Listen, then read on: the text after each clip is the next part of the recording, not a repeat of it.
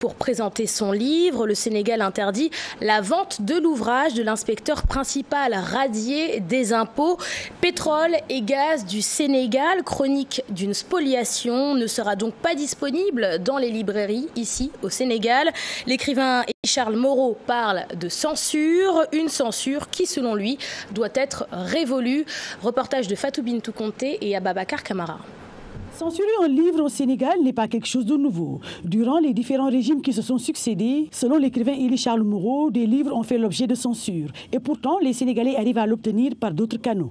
La question de la censure est une question qui n'est pas neuve au Sénégal. Elle pourrait remonter à la période de Senghor, de Abdou Diouf et de Maître Abdoulaye Wade. En fait, je me rends compte que finalement les gens n'ont pas compris que le monde a tellement évolué.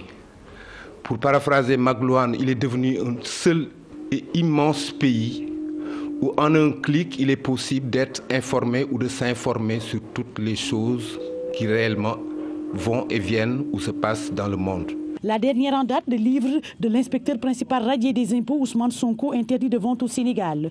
Brûlot sur la gestion des ressources naturelles, dont il faudra répondre par une antithèse. Quand je ne suis pas d'accord avec quelqu'un, moi je ne convie pas un auteur d'affaires à brûler des livres ou à casser des plumes ou à interdire effectivement à un écrivain réellement de faire passer ses idées. Je suscite la possibilité d'écrire pour aller à contre-courant de la thèse qui a été mise sur la table. Des maisons d'édition qui ont refusé de recevoir le livre, l'écrivain estime que le leader de PASTEF n'a pas frappé à la bonne porte.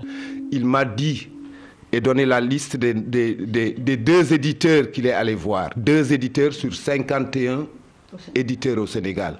Son livre ne dispose pas de calomnie ou de diffamation.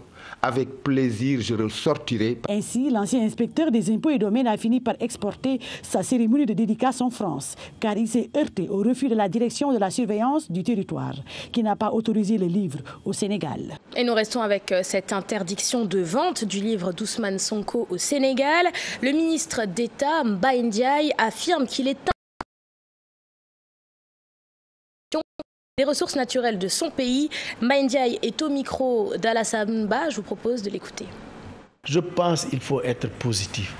Le président de la République n'a aucun intérêt aujourd'hui à créer des conditions pour un futur qui s'inscrit autour de 7 à 10 ans, qui ne s'intéresse qu'à son magistère. Non, il est en train de regarder plus loin.